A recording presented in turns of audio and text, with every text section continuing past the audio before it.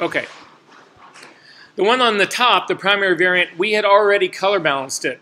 When I clicked on that and I said new variant here in this drop down, this new variant, what it is saying is that I want you to give me a version of that file, a preview of that file that has no adjustments on it whatsoever. I want it as it comes right out of the camera. And that's why you can see in doing so, it removed all that color balance. If you go back up to the very same one, the one that is color corrected, again, do a right click on this or right mouse click on this, click on the drop down menu and come down to clone variant.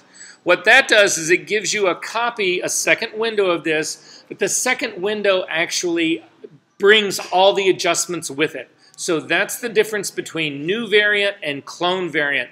In one of them, you eliminate anything that's been done to the image. And it's a great tool to have because a lot of times when you are actually working on jobs, you can really start getting awfully deep into the woods. You can be, you know, you're in day 8 or day 9 of the job. You've been tweaking adjustments all along for an art director to be satisfied about how an image looks because they're too stupid to be able to pre-visualize an image if it hasn't been already done that way for them. Like for instance, they have to see it in black and white. They've got to see it with really high contrast. They've got to see it with a different color back. You know, I mean, it's just art directors. I think I've told you guys this, that the definition of what I do for a living is I take a two-dimensional object, or a three-dimensional object, I render it to a two-dimensional object for a one-dimensional person. Yeah, that's an art director in a nutshell. So anyway, you can get very, very deep in the woods, and all of a sudden, you don't really know where you are. You don't know how much has really been done to your image, and it is a quick way to give you a version of your file that has absolutely nothing done to it. It is a virgin copy of your file. But in our case, we don't need it. I just wanted to bring it out so that we can do some comparisons. So if you select the unselected version of it, you'll notice I've got a number 1, a number 2, and a number 3 here. Those are all indicators that these represent the exact same image. I'm going to click on the number 2 one and then just hit the delete key to get rid of it because I really only want these 2 variants right here. So on the top variant right here, so I'm going to select my number 1 variant. Again, I'm going to grab the saturation slider and I'm going to drag it all the way over to completely saturate the image.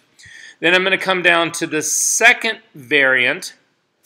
Again, if you wanted to see what these 2 look like as a sort of before and after next to one another, I'm going to click on the top one, hold down the Shift key or the Command key, click on the second one, and you can see these are side by side. So this is the one with the saturation in the exposure slider cranked all the way up. This is the image that has only the white balance has actually been done to it. There is no saturation push in this at all. However, I am going to select the number 2 variant right now, and we are going to go after the other saturation. And to get to the other saturation part, click on, it always looks like Olympic circle rings to me. Click on the Olympic rings. The Olympic rings in this actually bring out where the color editor actually is. And the color editor that's actually sitting down here, if you click on this drop-down color editor part right here, you will actually see, and this can be a little bit confusing, so we haven't gone completely, this is exactly where we're heading to go and to talk about right here. But I'm going to try to see if the color slider here, the saturation slider here, will give us any difference in here. And we haven't selected any range of color right here. So I'm going to come over here and I'm going to grab this targeting adjustment tool and I'm going to click on the red in here. And then I'm going to drag the saturation slider all the way over. And I don't know that that's going to look a whole lot different than this.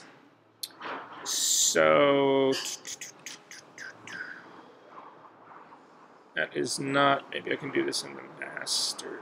No, that's not going to work either. Yeah, until we select a much larger area of this, you're not really going to see the difference. So I'm going to come back to this. So at any rate, that being said, this number 2 variant, you can click on it and delete it. We don't actually need to work on it. So with the Heather image selected, yeah, I think I take that back. I'm not going to select the Heather image to actually do this part on here. If instead you can select a thing that's called Pastels, Again, it's one of the ones that we added into the image. It's a group of pastels that sort of come out and look, again, there's an orange one, a green one, a blue one. Let's work on this image to begin with. This is the one that I actually want to work on. So again, if you select the things that look like the Olympic rings, this is where you find the color editing tool set basically exists in here. Again, with the way it is set up by default at the very top, we have an histogram. The histogram is meaningless to us. So if you click on the little three dots, you can remove that tool and get rid of it. We're not going to use it. Layers we actually are going to keep. Let me ask you this. How many people in this room have ever done any color correction work in Capture One other than white balance? Anyone? Okay, no, that's a good thing. So Jen, a little bit, and like what kind of stuff? Masking music. Oh, so you are familiar with like layers and layer styles and that kind of stuff, right? Yeah. Okay, were you doing it, did you ever do it in anything before Capture 111? No. Oh, then I don't have to tell anybody, because there was a huge change between 10 and 11. 11, they made it so much simpler to use. In 10, it was incredibly, incredibly difficult to use, and I was going to explain to you the changes that had been made, but since you learned it in 11, we don't have anything to worry about. So I'm not going to worry about that. However, we're going to leave layers in there. For base characteristics, I'm also going to go ahead and leave that in there. I'm also going to leave white balance in here. In terms of normalize, I do not need normalize, so again, I'm going to click on that drop-down menu and remove that tool. Color balance, we do need. I'm not going to use black and white editor in this, so I'm going to click again on that drop down and remove that tool. And then the color editor at the bottom is where we're actually going to start. Now the color editor at the bottom is starts out, if you click on the drop down menu, you need to make sure you can see all the way down to the bottom of the editor. And so sometimes depending, if you're working on a really big screen, you shouldn't have any trouble doing that. If you're working on a smaller screen though, sometimes this becomes a problem. So to avoid this being a problem, I want you to click on the area right next to the name color editor, and you can drag this up to the very top of the tool tab and let go. Now when you click on the triangle to open it up, you will see other tools that are sitting down here underneath it, and that's a clear indication that you're viewing everything that is in this game.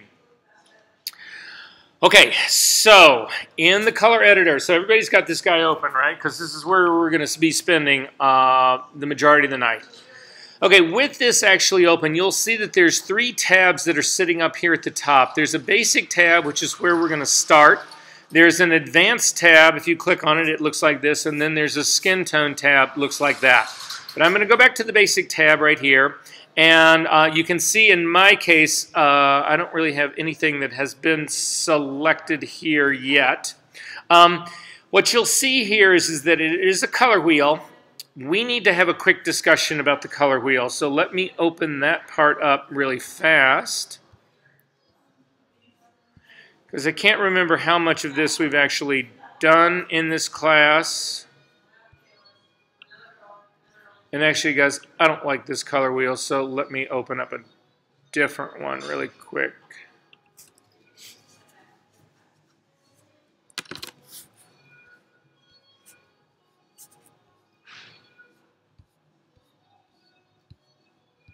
Yeah, much better. Okay, so have we seen this color wheel in this class? Have we had any of this discussion in this class? So really quickly, I'm not going to actually launch the slideshow itself, because when I do that, I lose, I don't have any cursor control on this. I could point things out to you on the screen, but you wouldn't have them in the recording. So I just want to make sure that we're all good and understand what's going on in here. So this is a typical color wheel, and this is oriented the way it would be oriented conventionally, and what that means by definition is that R is at 3 o'clock. They also label this as 0 degrees.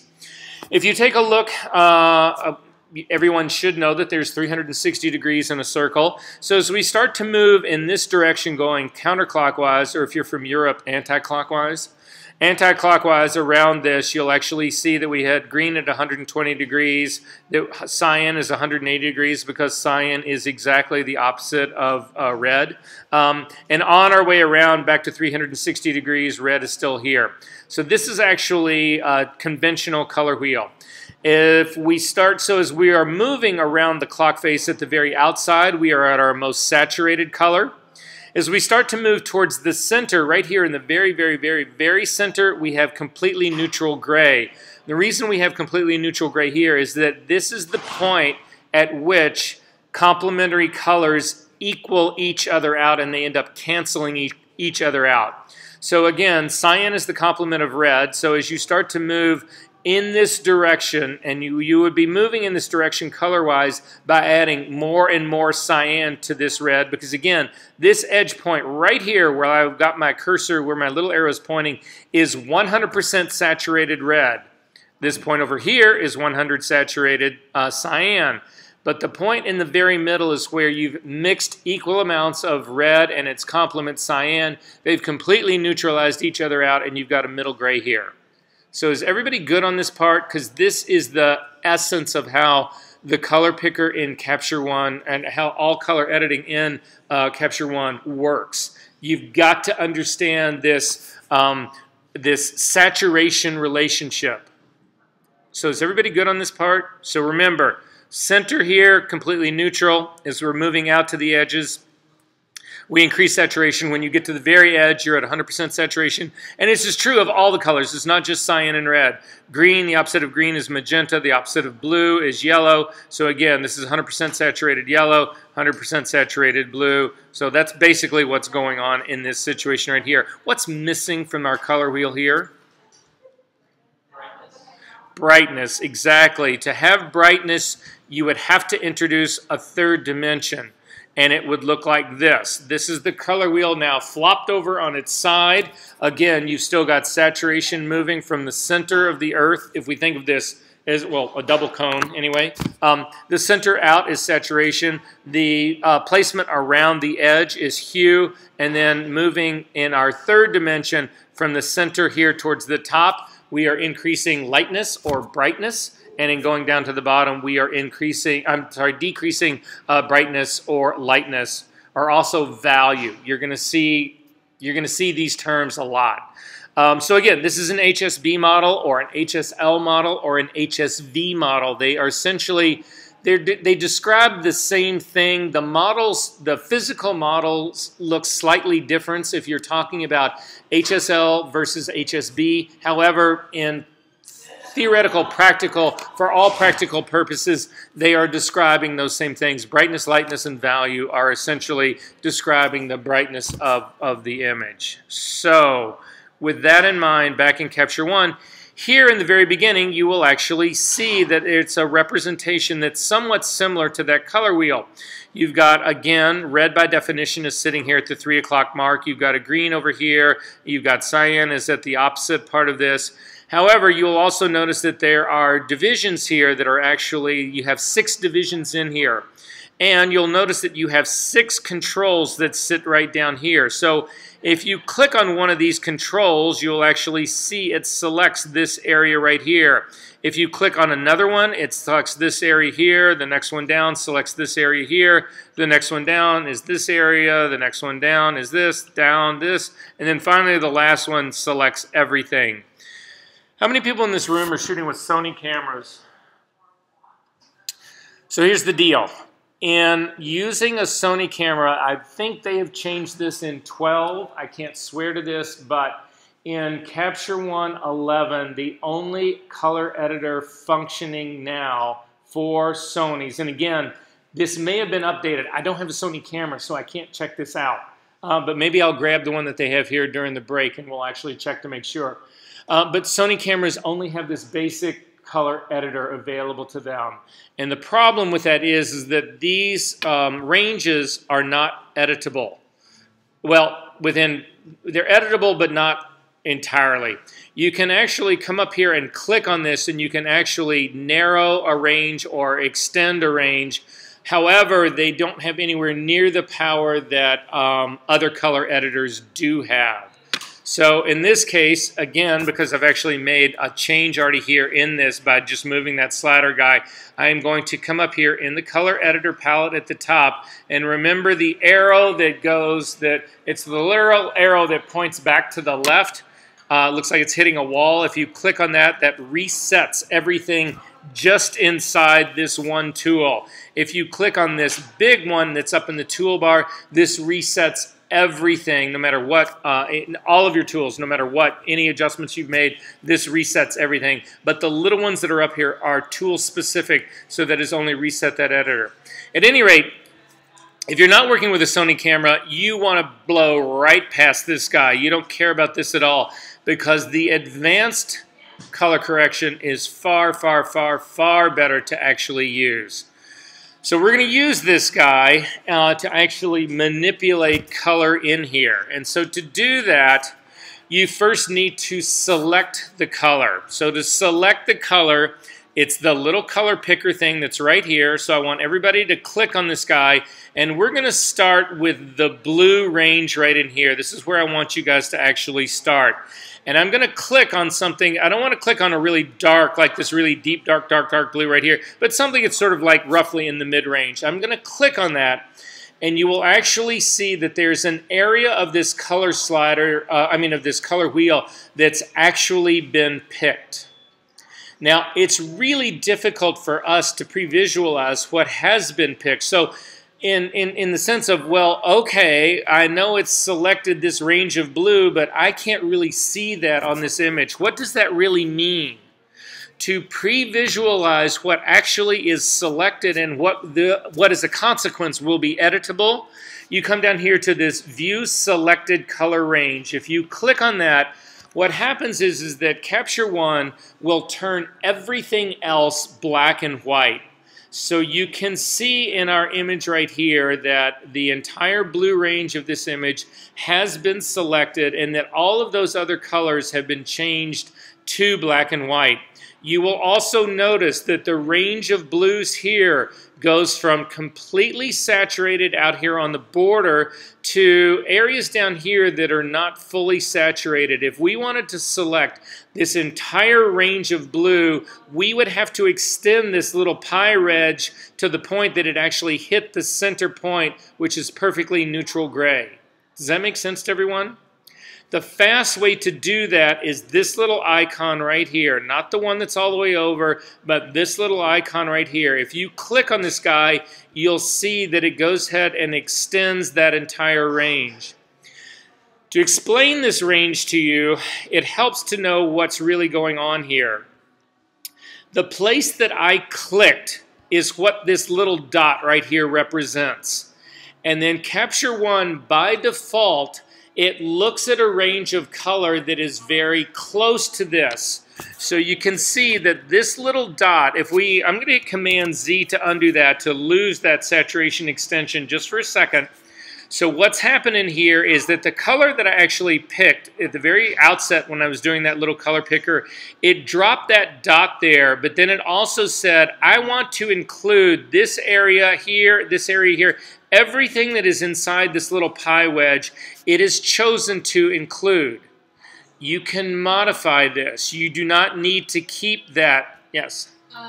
This is kind of unrelated. Can I use the jump drive again? I'm having some issues. Sure. Thank you. So what are your issues? I'm down to one image, and I'm trying to re-import the other ones. Yeah. And they're not, I don't know how to find them. Right here, hang on one second. Go ahead and quick capture one of them quick. I'm sorry. No, that's okay. Click on the capture folder here. Let's just see what's in there. I know. So double click on the top up there. Started. Also, it's a little easier to see, right? I'm sorry. All right, let's just let you out very fast. Okay, everybody's in here. All right, so color editor.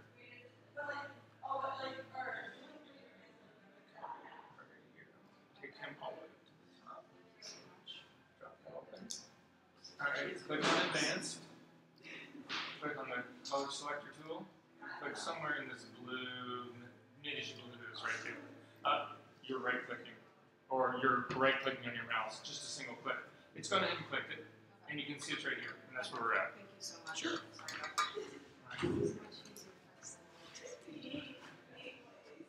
Okay.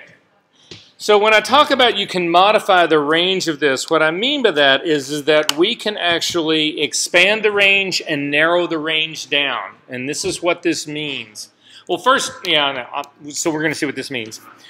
You can actually, all the parts of this are adjustable. So I'm going to come to the little thing that's pointing out on this side of the circle right here.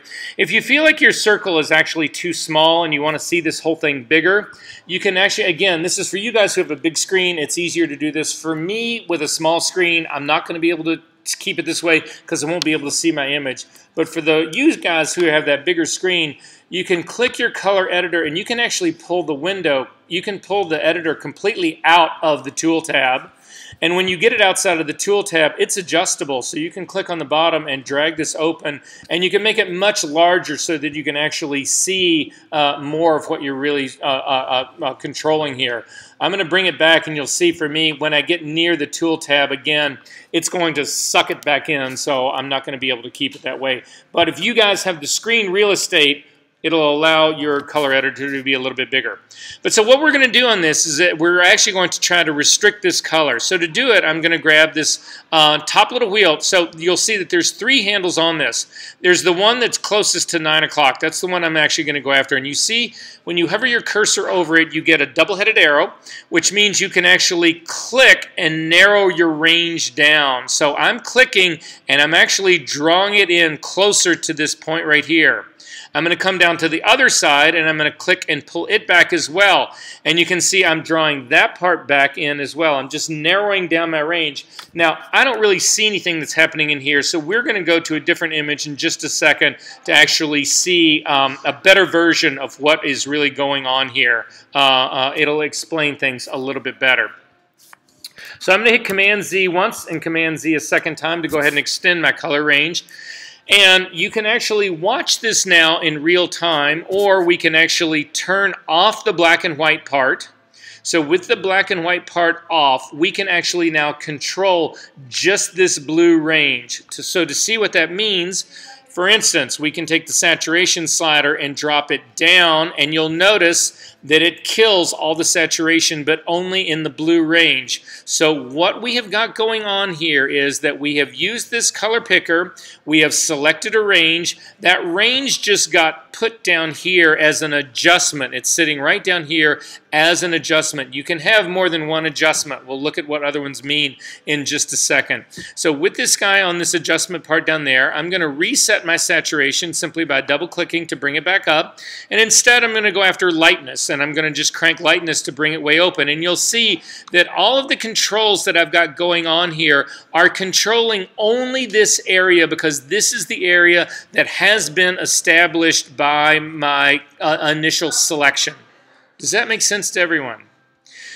I'm going to go ahead and extend my selection as well. Again, I'm going to click on that to get the entire pie wedge right here. You can change what this selection really is going for all the way around the color wheel. So for instance, I'm clicking now on the middle of the handles, and you can click, and I'm going to start dragging to go in the other direction. I'm going to start to head towards the reds. And you'll see now, because I'm actually in the red range right here, that that lightness is controlling primarily the red part right here. I'm going to double click on the slider to get rid of any adjustment, but I am going to click on show me the color range in here, and you can see that this red is completely selected, but so is part of this orange. So does everybody have both of these selected now and visible? Okay, so again, I've swung my entire color range around till it's really right about that 3 o'clock mark. And this is what I was talking about, being able to narrow your range. In this case, we've actually got the red is being selected, but so is the orange. You'll see that in our color range that sits right up here, the color range, this is where the orange really is in this range right here. As I click on that handle, that control handle, I can click and narrow this down, and you will notice that it starts to eliminate the orange. I'm going to then click again and push this down so that it's dealing more with just this red right here. It's actually staying, this is where I actually want it to be. Again, I'm going to continue to drag it down. I'm trying to get rid of all of the orange, and by the time I get my little wheel down to about 430 or something like that, you can see that the entire red is still selected. There's a little fall off in here that hasn't been quite selected. However, all of the orange is actually gone. Does this make sense to everybody what's going on? So now when, again, I turn off the color selected part right here, now when I click to make my lightness lighter, the only thing that gets made lighter is these reds in here. The oranges are unaffected because I removed them from that range. Are we good on this, guys? Is this working for everyone? Okay, there's another thing about this that we need to actually talk about, and to do that, again, I'm going to tear my color editor off so you guys can actually see it, and I'm going to try to get it as big as I can possibly get it. Can you guys see this little glow that's happening on the outside of this? You see I've got these two lines that are happening right here. Within these two lines, all of my color is completely selected. It is a 100% selection.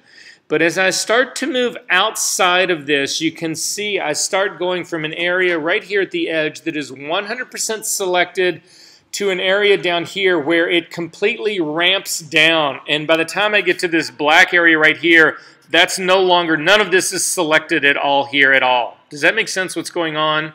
So it's this little glow area. This is the ramp down that actually happens. You go from 100% selected to 0% selected as I move from that line down to the black area of this. Are we good on that part? You can control that ramp. And where you can see it, I think, I'm going to actually click to bring this back. Where you can actually see it, I think, is in this area right in here of the image. I'm actually going to zoom in on this area a little bit more. You can see this area that's right in here. This area does not appear to be actually selected, a part of my selection. The smoothness slider is what really controls this ramping up and ramping down. So if you grab your smoothness slider and drag it all the way up, you will see that that glow just got pushed out. It's extended further out. If you grab the smoothness and you drag it all the way back down, you'll see that it draws those glows in to the point now that this is actually doing an extremely specific selection right here. So that's what's going on with a smoothness slider. Is that making sense to you guys? Okay, I think that there's a better image for us to actually work on instead of this guy, and it's going to be the pastels, the thing of pastel colors. So let's select that guy, and we're going to do a little bit of work in here to see if we can't make this make a little bit more sense in terms of what this whole selection process looks like. Again, I'm going to zoom out so I can see the whole selection box right here. I'm still working in the advanced color slider box. I am going to pick on the targeting adjustment tool right here, and I'm going to come over and I'm going to go after the top box of green. So I'm up at the very, very top of this, so the sort of second one in, so in this area right in here, and I want you guys just to click. I'm grabbing on the second from the left piece of pastel that's in here, and I'm going to click on that guy. And what you'll see that's happened now again is it's selected the range for me. The color that I specifically clicked on is that little dot. But what you'll also notice in here is that I do not go all the way out to the edge. And the reason I'm not going all the way out to the edge is because I don't really have any saturated colors in here. If I wanted to include those saturated colors, again, I would click on this tool right here to expand it. But what I want to do before we do that is turn on the Select View Range. And what you can see that's now happening in here is everybody else in this whole grouping went black and white, except for a few colors that are really in this area right in here. So I'm going to zoom into this area that's right in here. Again, I'm holding down the Shift key and double-clicking on the hand to kick in. And you can see sort of what's going on here. A lot of the color that was in here is actually selected. There's some of the color that's down in this area that's a little bit selected. There's a little bit of color cast in here that is. There's a few things that are in here that have also been selected a little bit. You can, again, if you want to extend this color range to grab everything that would have saturation, you could literally come over to the line that represents the upper arc right here. You could click on that and drag it out. That would be extending the saturation. But the shortcut for it is simply, again, to click on this little pie wedge down here, and that extends your saturation in both ranges. So you'll notice that I've picked up a slight bit more of this color that's in here, and everything inside of these guys is completely selected. Now, I want to restrict this selection to just the to the pastels that are in this range. I don't want to pollute this, whatever change that I make. I don't want to change this guy down in here at all. So again, looking at my color wheel, the colors that are down here, if you temporarily want to see what this looks like with it turned off, you can simply uncheck the check mark that is right next to it. This is the color that was sampled right here. You can uncheck that check mark and you can see that now nothing is selected, and that's why we lose the whole black and white part. To turn it back on, simply click on the check mark to turn it back on, and now we've actually got this part is actually visible again. You'll also notice that there are readouts that are sitting right down here at the bottom. These readouts represent the change in hue, change in saturation, and change in lightness. Now, in the case of this image, we have not changed any of the hue, saturation, or lightness, so these numbers represent these numbers here. In terms of what's going down here, the two colors that sit down here, the two colors down here are your before and after values of this. Again, we haven't made any change yet. We're going to make one in just a second, and you'll see these numbers change. But the patch that's on the left is the color before we've made any adjustment. After we've made adjustments, that will be reflected in the color after it. So these are the before and after colors. The readouts that exist here are RGB readouts on this side. Again, these are before and afters. They're the same now because we haven't changed anything. And then finally, this part right here are HSB, hue, saturation, and brightness. These two have not, they are identical because we have not made any changes in here. However, before I do make any changes in this, I need to narrow down this range to remove these parts of this sort of like fringy green area from it. Again, if you look at our color wheel up here, these are more the yellow greens that are in here. Again, if you turn this guy off, these are blue greens that are actually happening down into here. So it is this range of the color wheel over here that I need to use to adjust it, not the yellow greens that are over here. So again, I'm going to turn this guy back on, and I'm going to grab the handle that's up here, and I'm going to try to close this. I'm going to drag it so it gets a little bit narrower, and you see as I get this a little bit narrower, this is actually gone now to black and white. These are still fully selected. I think I can choke that up. Well, I'm not going to choke that up anymore, whatever. I'm going to simply zoom into this area. I think what's happening is in this area, it's being affected by this smoothness slider right here. My smoothness is still coming too much out into that range. So again, I'm going to zoom in on this a little bit more just to see that area. So it's this area that I'm talking about right here. As I take my smoothness down, you'll actually notice it starts to pull this a little bit tighter, and it gets rid of that last bit of contamination right there. So you can see I'm still fully selected in this area right here, and I'm no longer selected in those other pastels at all. There is bounce that's actually happening on the sides of this card. I can try to continue to choke this down a little bit more to see if I get rid of that. And it seems like it's doing a little bit better job, and I'm feeling pretty good about that part. So with this part now selected, you can come up, and we're going to change a number of things. The first thing we're going to change is actually the hue. So if you click on the hue slider and you crank it all the way to the right, you will actually see that it pushes this to what they call a plus 30. And what that means is that it's actually shoving this in the counter or anti-clockwise direction. It's pushing it towards the cyan color range, and you can see it's actually made it more cyan. If I take the hue in the opposite direction, you'll see it's pushing it towards the yellow. So this is what it does. It pushes things towards the cyan, or it pushes them towards it pushes them either clockwise or counterclockwise. That's what's going on here. However, what you'll also notice in here is that I've actually hit the extent of my hue range. I cannot go any further.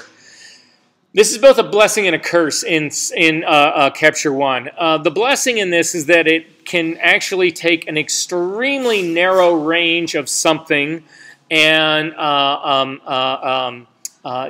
has a very, very, very fine level of control in it.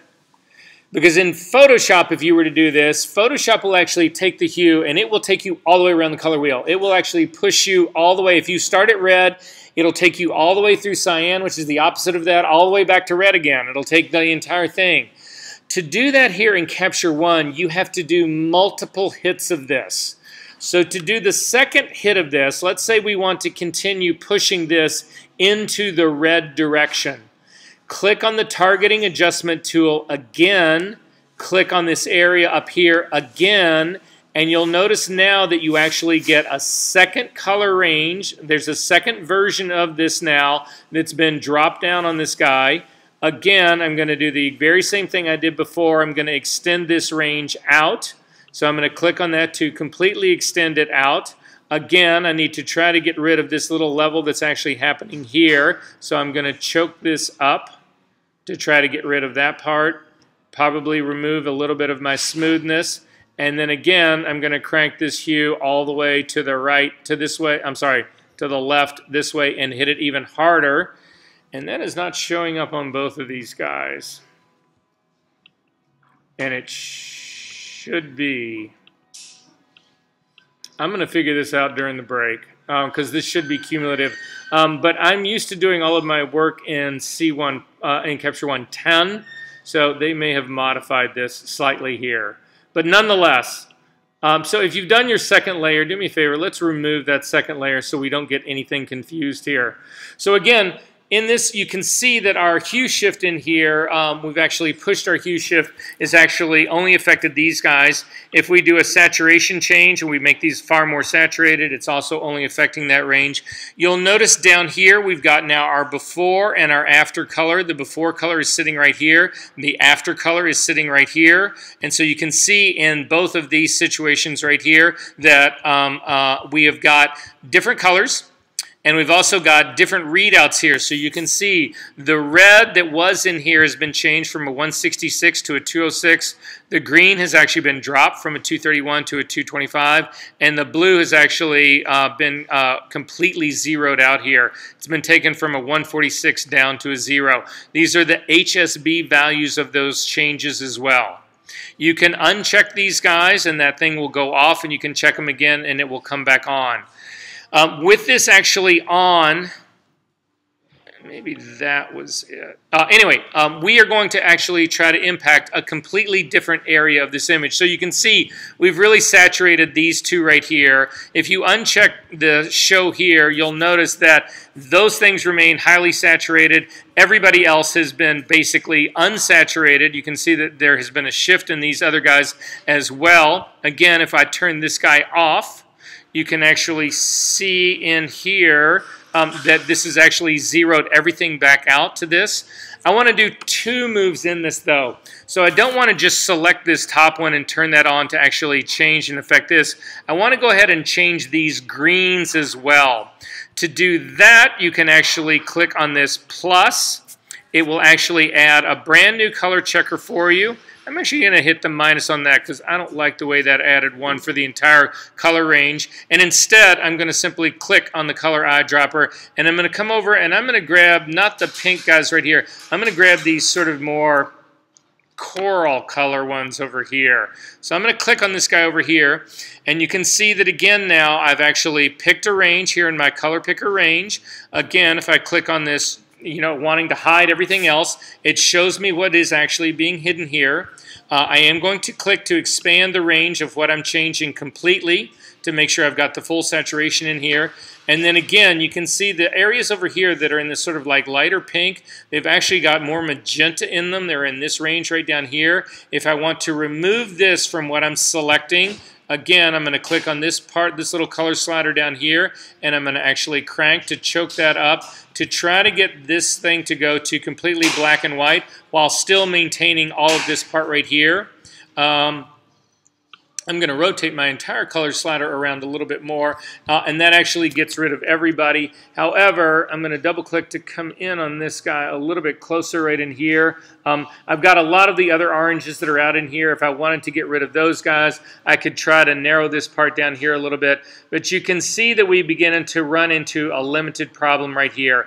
I'm having a problem here in doing this. I can't select just these guys that are right in here. By the time I've got this thing choked down so much, I'm beginning to get contamination into this part right in here. This is actually not working out so well for me. So I'm going to go ahead and expand my, actually what I'm going to do is I'm going to get rid of this color selection altogether by simply clicking on the minus little tool down here.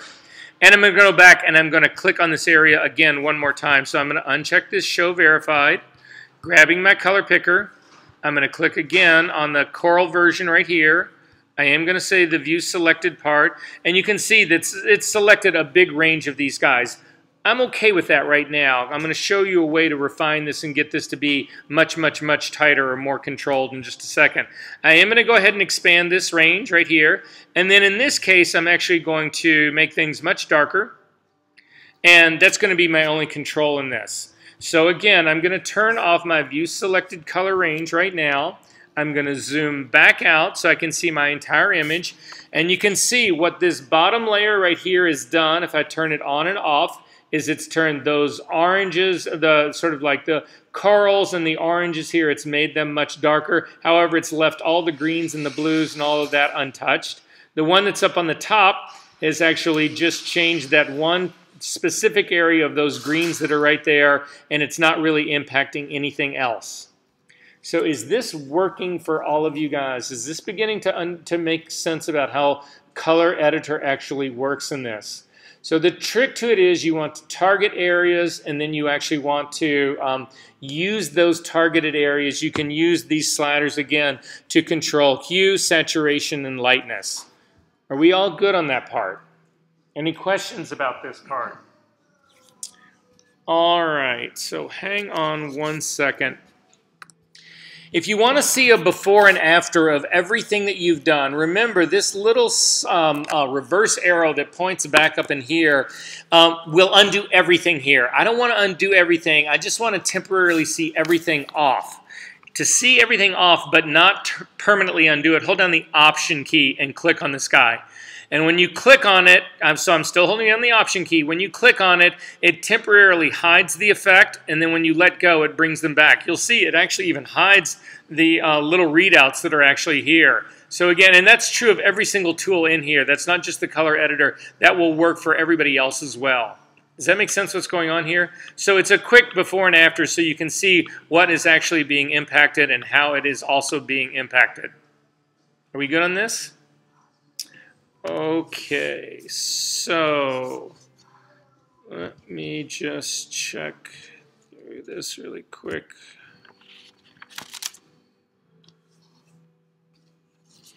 Are there any questions about the smoothness slider that we had going on up here? Is everybody comfortable with what that tool really is? So those are your three controls, really your four controls in here, because in all honesty, you can actually pick the color target point and you can move it. So you can click on this and you can reset the color target point. So for instance, I'm going to get rid of both of these adjustments right now. To get rid of everything to reset, again, simply come up to that arrow that points back to the left and click on it. It will completely reset your tool.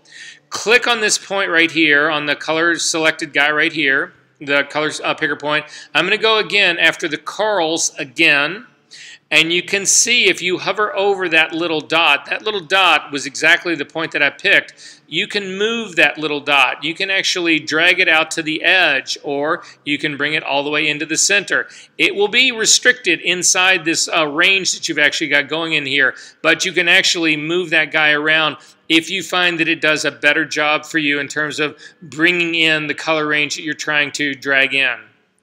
Now again, I'm going to hit delete to get rid of that guy. We're going to click on that point one last time to show you just how tight a range that you can get. So again, I'm going to turn on the View Selected Color Range, and you can see that it turned a lot of things black and white, but I've still got a lot of things in color. So I am going to choke this color range down to the tightest level that I can get on just this curve. To do that, grab the outside arc and click on it and drag it in next to the dot. Click on the inside arc and drag it up to the dot. Click on the, you've really got to zoom in on this guy. Well, I can actually do it right here. I can click on this outside handle and drag it in, and then I can click on the other one and drag it in. And you'll see I've got an incredibly narrow range of image that's actually in here. If I want to make it even more specific, you would zero out the smoothness and the smoothness. So you can see, in this case, it's actually selected just this piece of chalk that's on top. There's a few others that are actually a little bit selected in here, but you can see how incredibly narrow and specific a range that you can actually get into this guy. Make sense? I'm going to throw this guy away again. Then I'm going to click on that same piece of chalk again. I've got my View Selected Color Range on here. I'm going to click to come all the way back out. There's a quick way to invert your selection. So let's say that this was really the only area you wanted to protect were these coral colors. But you want to change the color of everything else. It is this icon right down here. If you click on it, it inverts your selection. Everything, so you can see, your color range now is everything else in this except for that range of these colors that were right in here. That's why these guys are now black and white. So now if I turn off View Selected Color Range, now again I can actually say I want to saturate everybody, and it saturates everything except for the corals and these other oranges that are over here. You can see that the oranges get absolutely nuked out, and so do the greens and everything else. Does that make sense what's going on here? Are there questions about this part? Are we good on this? Okay. Again, I'm going to click on the eraser to get rid of this guy. And let me just, that part we've gotten to, that.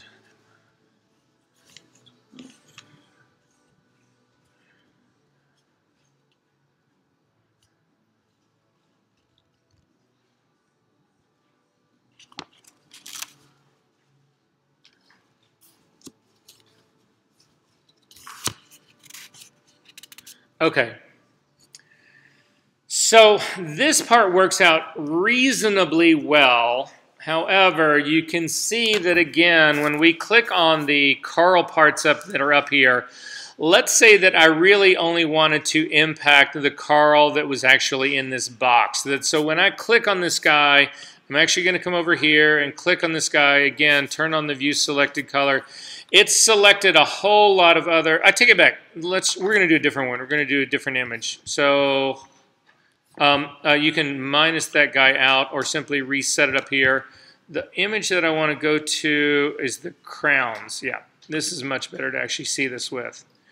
So in the crowns, with the crayons selected, you can see we are actually going to, again, I'm going to click on the targeting adjustment tool right here, and I'm going to click on the yellow crown that's sort of like right kind of in the middle of my frame to actually select that guy.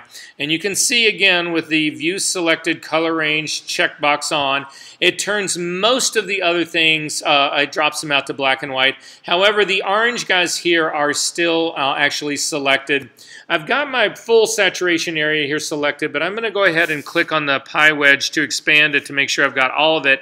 And then again, the orange color that's right in here happens to be in this orange range right here. So I can click on this guy and choke that part up to eliminate the orange crowns. And now the only crowns that I've really got, there's a little bit of still spill that's actually happening on this guy right here. And again, I think that I can get that with smoothness. So I'm going to drag the smoothness part out, and you can see that actually cleaned all of that up. So this has selected all of the yellow crowns, the primary yellow crowns, backgrounds really well. So again, I'm going to uncheck this View Selected Color. And you can see now that, again, if I change the lightness part, I make them really dark. I can make them much lighter. I'm going to double click on that little control to zero it out. If I wanted to drop the saturation of that color, it sucks it all the way back. My saturation is all the way down now, so it's gone to completely a very light gray. If I want to take the saturation and crank it all the way up, it's totally nuking them out. If I want to push the hue in one direction or another, I can actually push the hue in one direction or another and or zero that part out. So this is pretty much what we've been doing all along. But what would be, how would I, if I wanted to simply select the yellow crown that's right here in the middle? The problem that I have is when I turn this guy on and I look at this guy on right here, you can see that all of the other crowns are also being, all the other yellow crowns anyway, are being selected as well. I need to come up with a way to discriminate just this part right here. To do that discrimination part right here, you cannot use just this advanced tool editor right here. We need to use it. We need a different approach on this. So I'm going to subtract this color part right here, subtract that thing that we just did, and I'm going to collapse the color editor right now. And what I want everybody to notice about this right here is you can see that after the word color editor or color balance or white balance or basic, there's no little icon after this. That's going to change in the next thing that we go to. If you come up to layers right now, if your layers are at the bottom like this, click on layers and drag it up to the top, and then click on the open dialog box that you'll actually see right here. Now with this open thing actually in set up right in here, I don't see anything else that I've actually got going here, and it's because I haven't added any layer yet. So I am going to add a layer here and click on the layer, and this actually comes on here and it just says layer number 1. I'm actually going to double click on that layer number 1 and I'm going to call it yellow crown.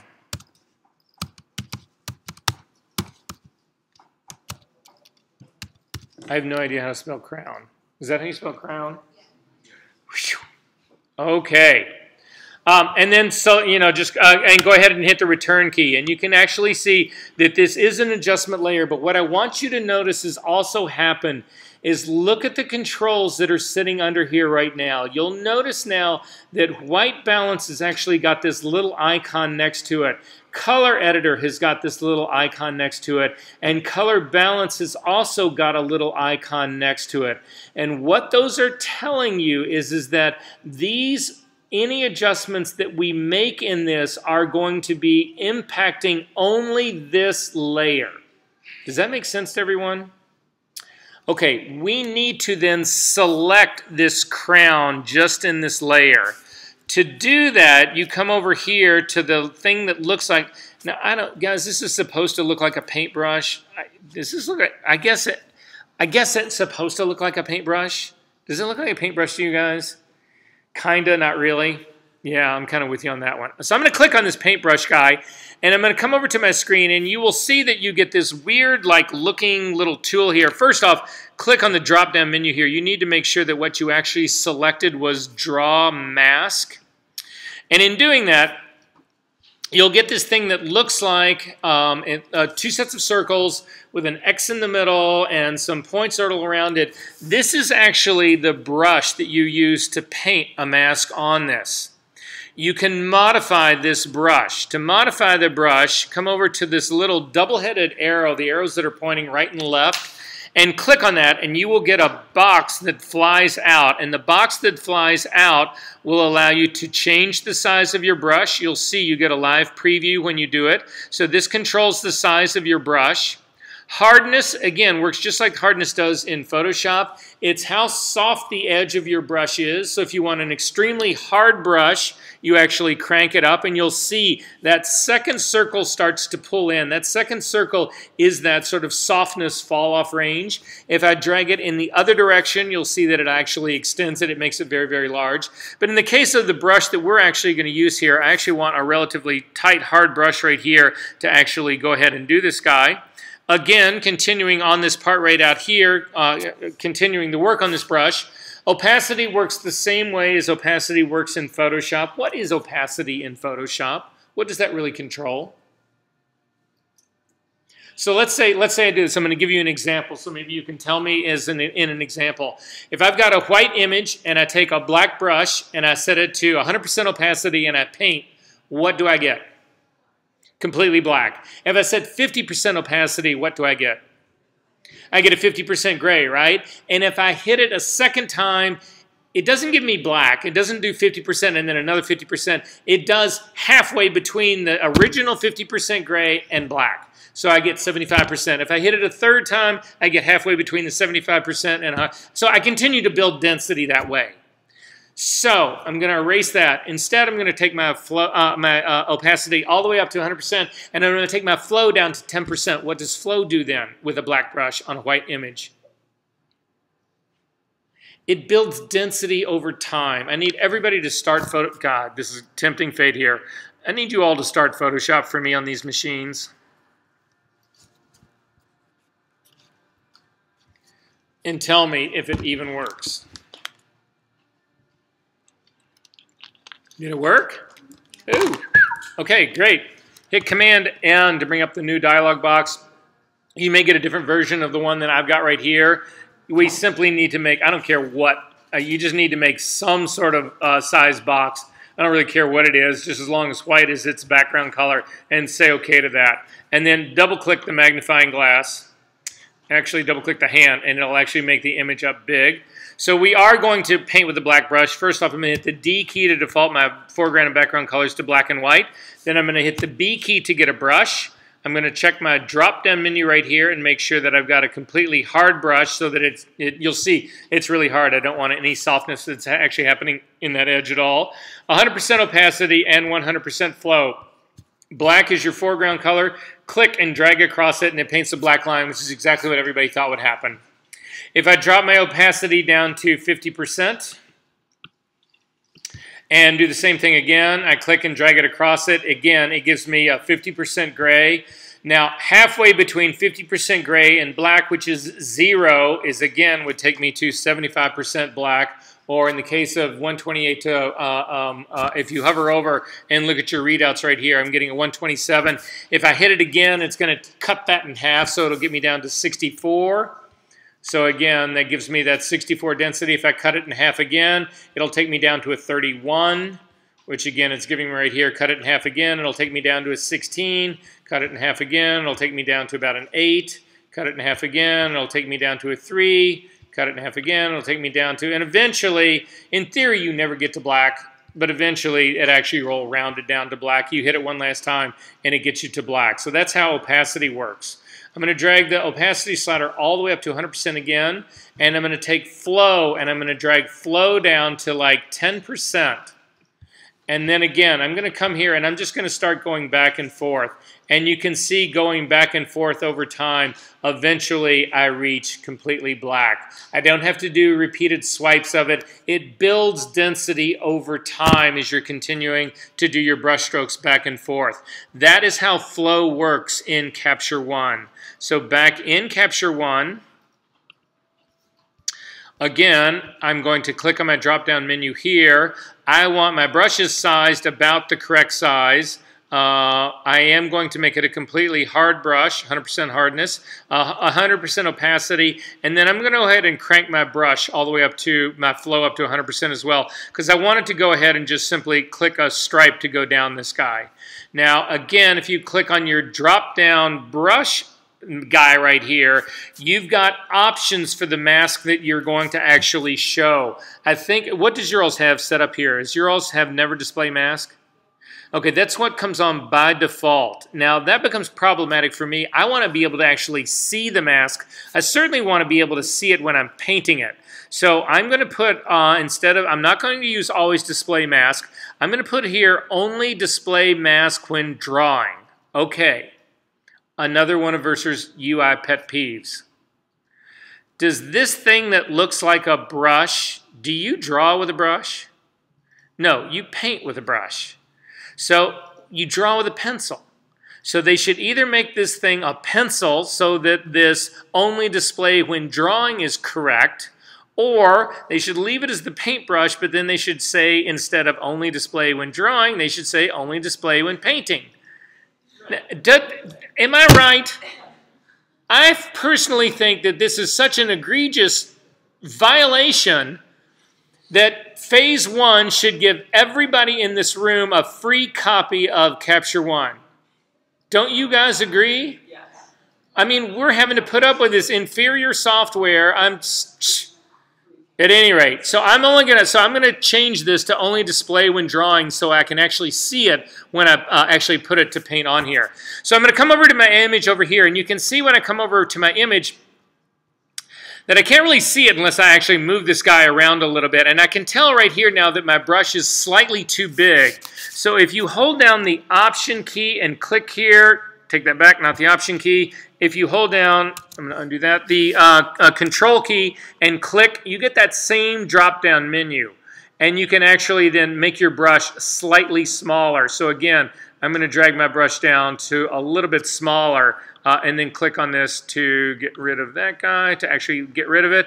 And then I'm going to simply click and paint down a line on this one little guy right here to actually put the mask on here. So, UI complaint. I've already had 2 tonight, right? Okay, so I'm going to throw the third one at you, but the third one is the most egregious one of all. In Photoshop, when you use a mask, what happens? It hides things and it shows things, right? And in that mask, areas of your mask that are actually light are things come through, and things that are dark, so where you would actually paint a mask, are hidden, right? It's the exact opposite here in Capture One. So that area that we just painted, that little guy that we just painted down there, is actually the only thing that's going to be impacted. If you want to see the mask that you just painted, hit the M key, and it'll show it to you. So I'm going to now change the color of this. However, it is only going to be in this area that we actually painted in this mask. Does that make sense? I know, it's like drives you nuts, right? Or drives me nuts. But at any rate, I'm going to hit M again to hide that guy. And then I'm going to actually use the color editor the way we've been doing it all along. I'm going to click on the color editor. It actually opens up. I'm going to click on the targeting adjustment tool here. I'm going to come over and I'm going to click on this area right here. It sets out the exact same range that I was talking about. That happened before. This is exactly what happened before. I do have the view selected color ranges on. That's why everybody else sort of went dark. I am going to then extend the entire range by clicking on the icon to get the entire pie.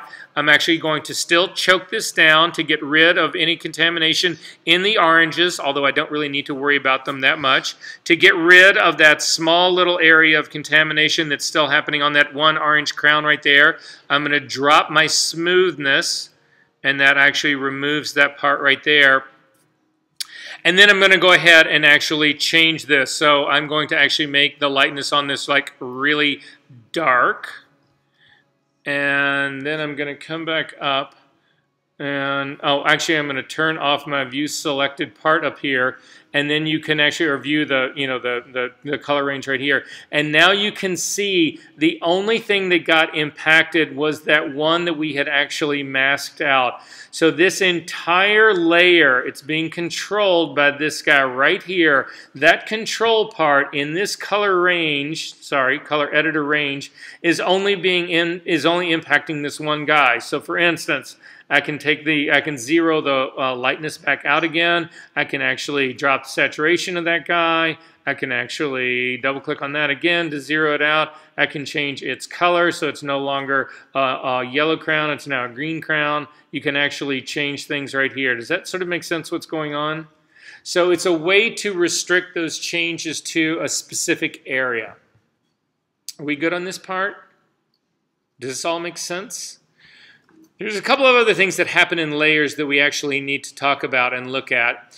If you then, let's go ahead, I'm going to open it up again, the color editor up again. I'm going to drop the lightness all the way down again just to make sure that you can see. I'm just making this really obvious. I'm going to go back up into the layers palette right here. You can actually uncheck this and it turns off what that layer did. You can do unlimited number of layers. Well, it's not unlimited. I think the limit of layers that you ultimately have are controlled by the amount of memory you have. Don't quote me on that, but I don't know anybody who's run out of these things. If you want to do another one here, we can actually click on plus here, and you can actually see here that you actually have control of other things. We can do another empty layer, or we can do a filled layer. I'm going to actually do a filled layer here really quickly. So go ahead and click on a new filled layer here. And then if you hit the M key, what you'll see is the entire thing has been masked. So what this would allow you to do is, let's say you wanted to change every crown except for this one. This was the only one you didn't want to change.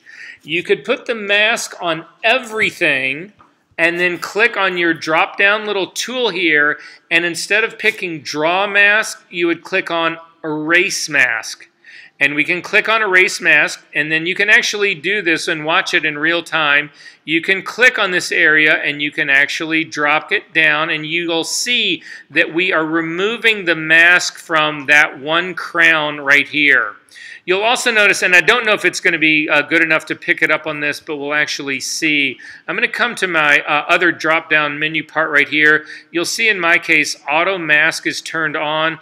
When you have Auto Mask turned on, what it actually tries to do is it tries to find the edges that are sitting right in here, but the one that's under it. So it's found some of these edges pretty good.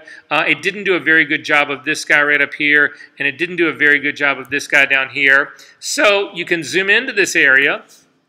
Again, I'm going to hold down the space bar, double click on this to zoom in. Then I'm actually going to use my keyboard shortcut to zoom in a little bit more. Then I'm going to go back to my adjustment tool right here and say Draw Mask, and I'm going to simply come over that area to have a little bit tighter selection there, better selection. And I'm going to come down here and do the exact same thing down on this guy, right down here, to actually get that part to go. And then I'm going to click all the way back out again. So now what's happening in this control right here, I'm going to click on this guy, and I'm going to do it all crowns but one.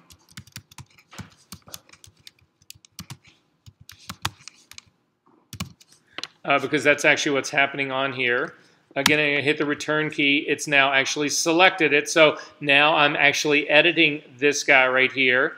Again, if you hit the M key a second time, it'll turn off the mask. But this will now actually control everything that is in this image except for that orange part. So again, I'm going to go back to my color editor. It's completely dropped open. I'm going to click on the targeting adjustment tool here. I'm going to click on this to establish my edit. Again, I'm going to turn on this view selected so I see everybody else. I'm going to completely expand my view, and then I'm going to choke it down so that I get rid of the yellow. I'm going to drop the smoothness so that I have only the yellow is actually in here, and then I'm going to select the opposite. So it's this. It's everybody else. So now this has selected everybody else in the group. And now again, I'm going to uncheck this show the black and white part on here. But because I've only got, because this is the only image that will not change, is this guy that's actually in this range right here. So again, I'm going to take the lightness down on everybody, and you'll see that this is actually, it's doing my entire range.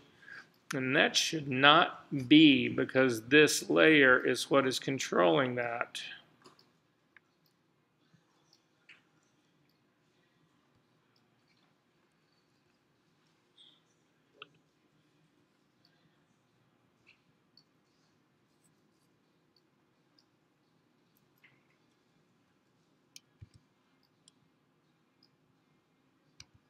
Oh, wait.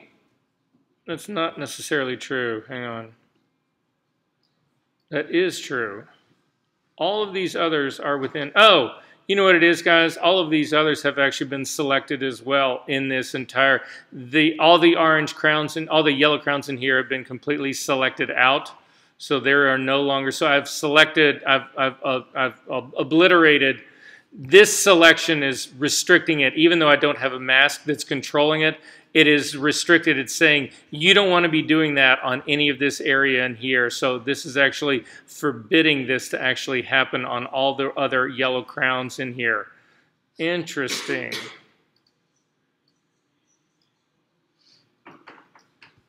Again, I'll figure that out over the break. I need to find out how we can do a universal one that'll select everything but just give me a single layer mask, and I'm not sure that it's going to allow me to ever do that.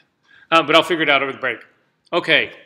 Are there questions about layer masking, though, about what's going on here in these setups here? Are we good on this whole part? Again, the same thing actually happens here. If you want to get rid of that, the one that we just actually added here, you click on the minus and that will actually go away. Again, if you turn on this one yellow guy here, this is the correction that we made. The check mark actually disables it and or enables it. And then again, you can click on the other one to actually ultimately get rid of it altogether here. Let me see. Okay, everything else there is okay. All right, let me keep going through this just for a second here.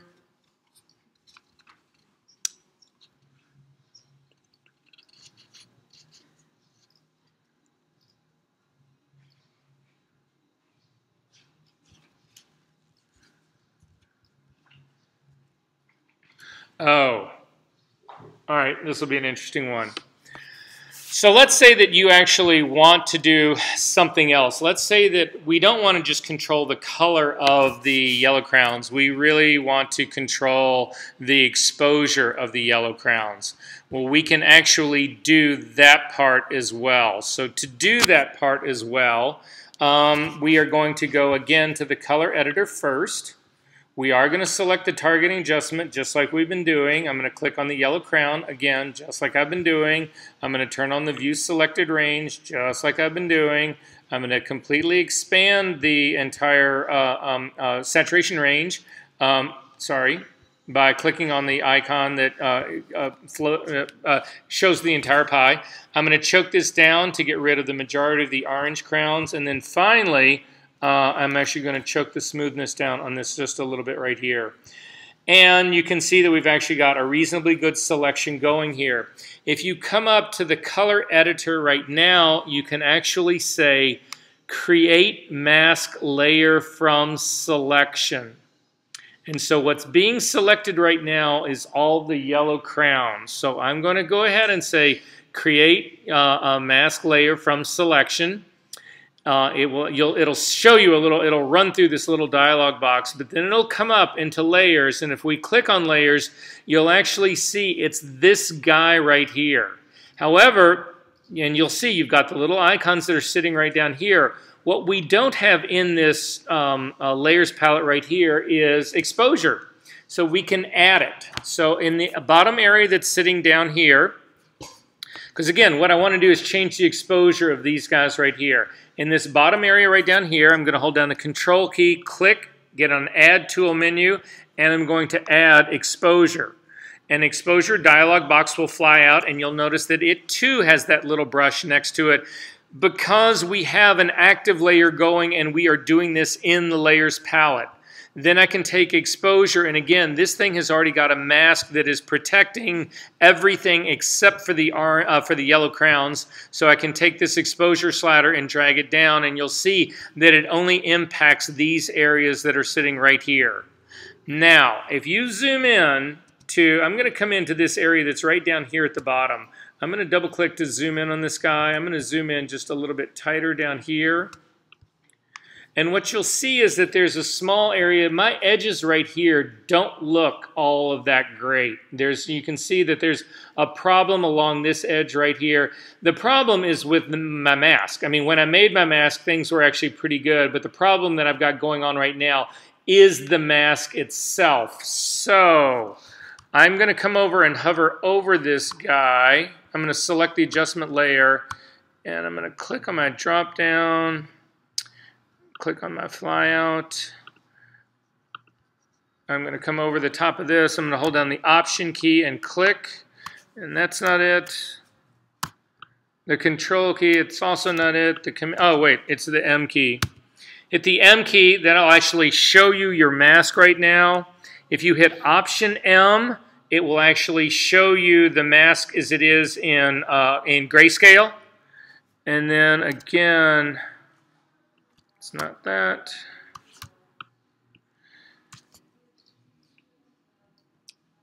There is a way for me to refine this mask, and I cannot remember it, but I'll come up to it here in just a second. I just wanted to show you this part. However, to go back to get rid of this part again, hit the M key, we'll go back out of this. Hit the M key a second time, it will get rid of this. So this is the adjustment layer that we're making. The other thing that you need to know about layers is that they have an opacity slider on them. So even though we've taken our exposure on this guy way down to make it really dark, you can grab the opacity slider here and you can draw it down so that you only get 50% of that control, or you can take it all the way down to 0 so that you get 0 part of that control. So this actually gives us control that we have, being able to crank this guy all the way up and being able to crank this guy all the way down. Does that make sense what we just did on that in terms of generating masks? So it's not just about color, but we were using mask from color, which actually made that part work out well. And I am still looking. Okay, so this will be an interesting thing to do, and we'll see how well this ultimately works. See the little question mark that's actually sitting right here? Remember, I was trying to figure out how to do refine mask. I've actually got the mask on here, and I can see by hitting the M key. And again, if I hit Command M, it puts my image away. If I hit Option M, it shows me my black and white guy, but I want to refine this layer mask, and I can't remember how to refine this guy. So if you click on the little question mark that sits right here, it will take you to Phase 1's website, and it will actually take you to the part of the online manual for the layers tool, and then you can, this is just just a quick little blurb about it, but if you click on layers right here, it will actually take you into that. And again, I'm not actually seeing it here. I'm going to look under layer adjustments for layers right here. And deleting a mask, filling a selection, applying, inverting, refining mask edge. I'm going to click on this guy right here. And it will say to you in the tools, when you've clicked on all of this, click on the action button, the little 3 icons in the title in the far right part, and you should get this drop-down menu that says Refine Mask. So I will go back into Capture One. And again, I'm going to crank my opacity all the way up again. I'm going to hit the M key once to get rid of it, M key a second time so that I can actually see it going on here. Actually, I think I'm going to hit the M key again to go ahead and do it. In the Layers Dropout, Flyout menu right here, I'm going to click on the Dropout, and right down here it says Refine Mask. And a slider will come up, and you can see it already fixed that refine edge right there. So again, I'm going to crank the radius slider all the way down. You'll see I've got that problem area that's sitting right there. It's running along all of this stuff. But as I click this and actually drag it up, it actually fixes that area right there. Got to go up to about, yeah, I'm up to around a 10. It's actually fixed that part there pretty well. I'm going to hit cancel out of here 1 second to see if this tool will work while we've actually are looking at the gray mask itself. So again, hold down Control, Option, click the gray mask right here, and then again, click out that little flyout menu, do the refine mask part, and you can see what it's doing. It's actually softening up this edge part right here. So that's what's basically going on with the refine edge part right here. So again, then I can go ahead and say I want to apply that part. And my mask has now been applied, or my edge has now been refined. That doesn't look like it's been refined to me, but I'm going to try one more time to actually add a little bit more to that. Yeah, not perfect. You can see this doesn't have anywhere near the edge control that you've actually got in a program like Photoshop, in the sense that in Photoshop I could go in with the pen tool and select all of these things and I wouldn't be thinking about these little edges. I could go in and paint on my masks. I wouldn't be struggling with it the way that I ultimately are struggling with this part right here. Does this all make sense to you guys? Are we good on this part? Yes. Rand, ask me. So would you use this to like show clients what you could do with the color? No. What I will actually show you here, because what I personally believe is that there are tools, color correction tools that work much better here than they do in Photoshop, and the other way around.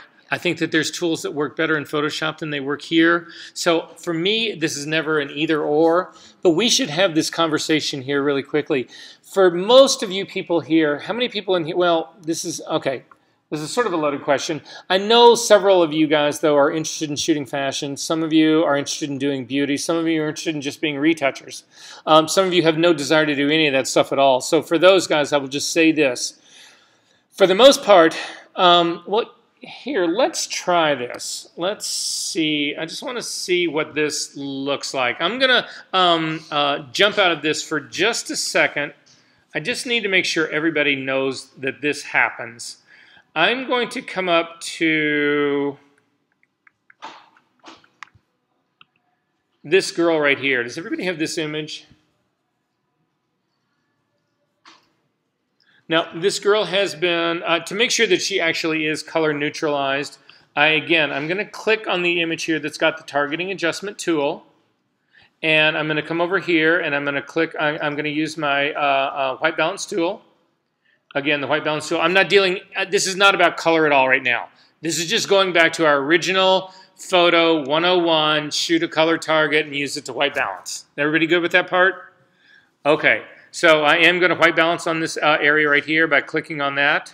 You can see it pumps in quite a bit of green. It pumps in a lot of yellow actually into that guy. So again, I'm going to copy that adjustment. I'm going to come down to this next image right here, and I'm going to click on it to paste it in. And this is now basically a white balanced image, okay? Just to make sure we all understand what's going on here, click on the very top. Again, I've got just the image of the girl. Click on the reset tool, this guy up here, and it resets everything. Now, I know that there's no adjustment on this at all. There's no exposure adjustment. There's no color. There's no nothing on this guy. I know that that's the case. However, I've still got that white balance has still been copied to my adjustment clipboard. So again, with this image selected, simply click on the down arrow. And now I know for certain the only thing that I've applied to this guy is the color balancing. Does that make sense? Okay, so with that done, I'm going to process this file out. So go to your the little process guy right here. And to process this out, what I want you to do is I want to process an 8-bit TIFF Adobe RGB image. Do you guys have a recipe that says that or something close to that? So go ahead, make sure that the check mark is in there. Remember, just selecting something doesn't mean it will process. You can see down here, you get this warning because I've selected this recipe, but I haven't clicked on the check mark. But when I selected this TIFF 8-bit Adobe RGB one, now it tells me that it's going to do this one out, whatever, and go ahead and process this file out.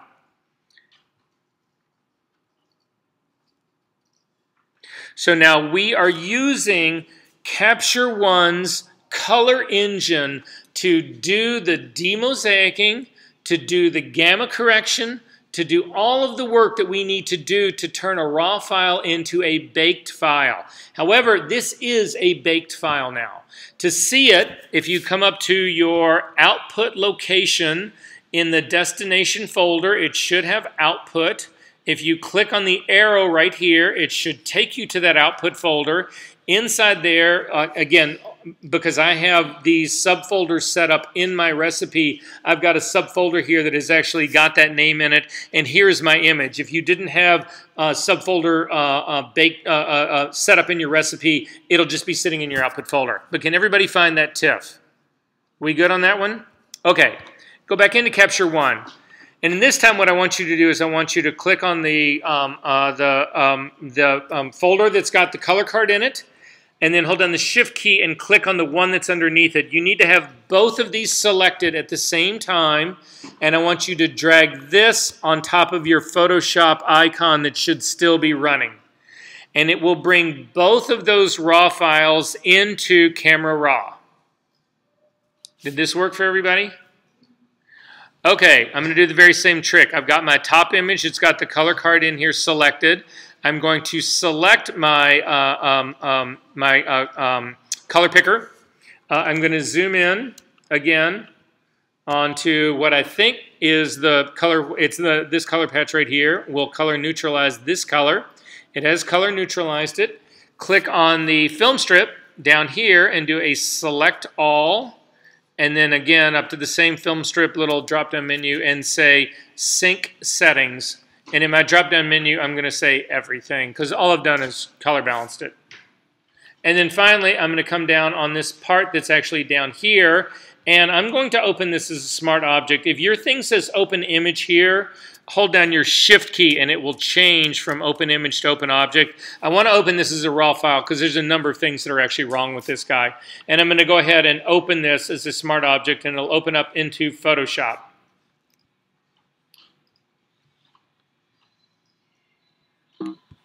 And then I've still got my Untitled one open that was our brush quality that we were showing how it was. So I'm going to hit Don't Save This Guy. So now I've got this actually, this is now my baked file via Photoshop. Again, if you come up and you say in Photoshop, Hide Others, you'll just see this is the image in Photoshop. If you then go to, again, that Capture folder and grab your TIFF, the one that Capture 1, Baked, you can click on that, and you can drag it on top of Photoshop as well. So I'm just bringing them so that they're both in Photoshop together. And again, do a Hide Others. And then because I do not have tab behavior enabled on mine, I've just got these guys that I can put them side by side. Is there any difference in these two?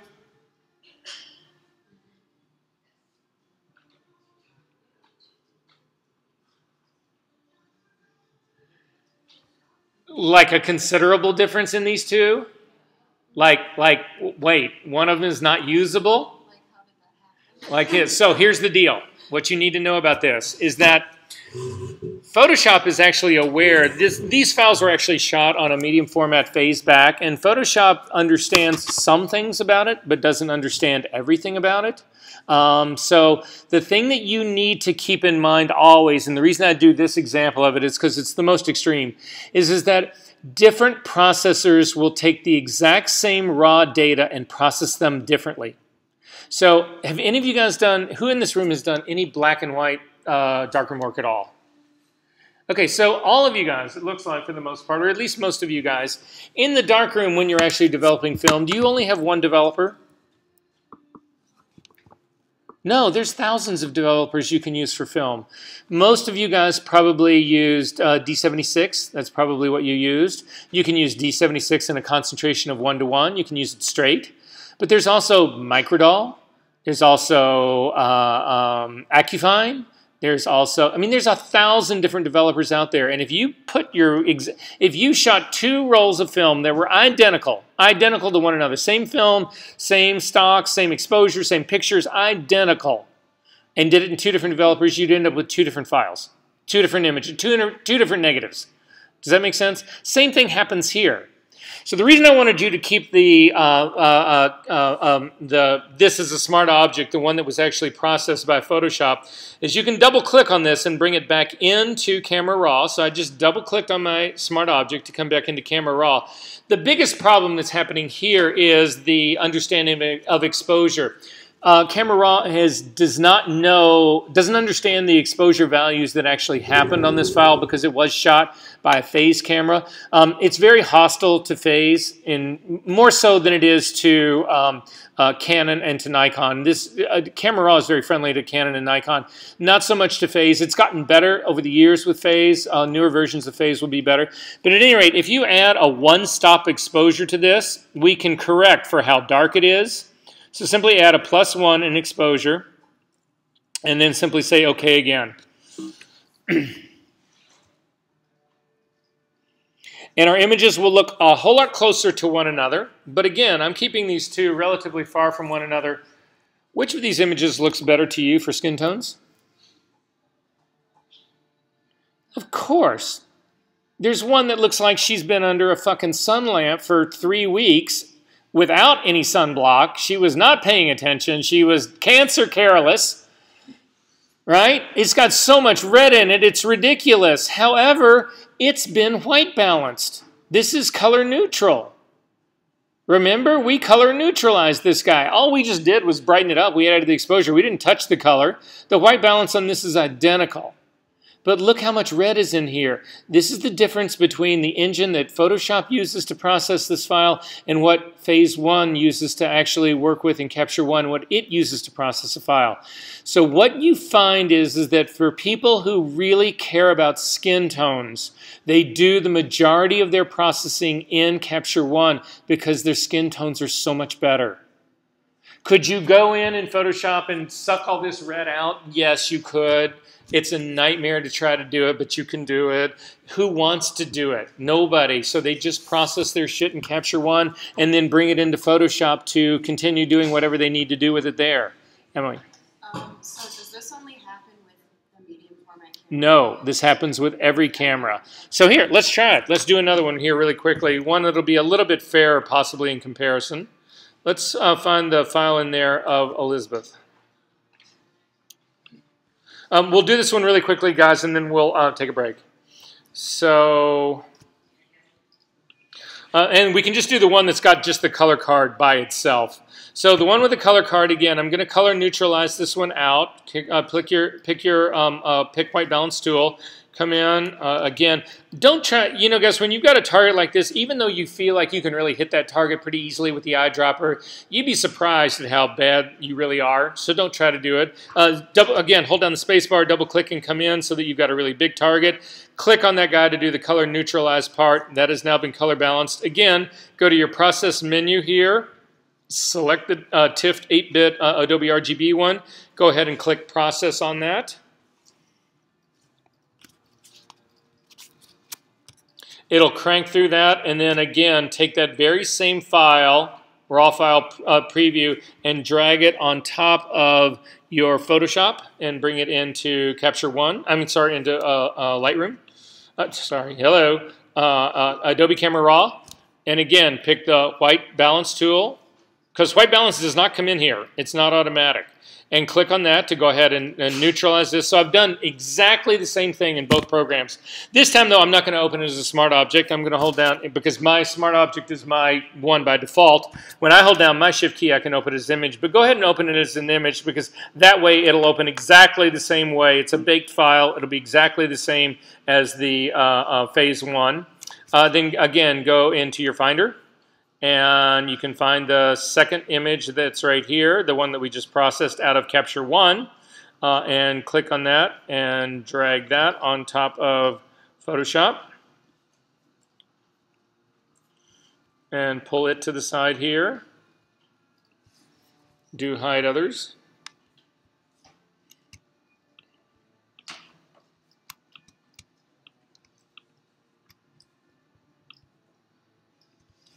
And you can see that these guys now are actually much, much, much closer. The one on the right is actually the Phase 1. The one on the left is the one that's actually pulled out of that Photoshop did. And again, for me, I look at this. I feel like the skin tones here are a little bit too saturated, and it still has too much red in it. It's friendlier. It's better than it's not as bad as the Phase file, but it is still, I think, in my opinion, the Phase version of the file of the processor is better. And we're going to look at some things as soon as you guys come back from break that will completely change the way you think about color, because they so the tools that I've showed you so far right now, the majority of what you can do in Capture One, you can actually do in Photoshop as well. But the tools that I'm going to show you when you come back are a different order altogether. So I've got 7:56. Let's say it's 5 minutes till. If you guys could be back at 10 after, that'd be great. We got a whole lot to get through tonight. First off, are there any questions about any of this? Are we good on all this? Are you feeling somewhat comfortable about this? All right.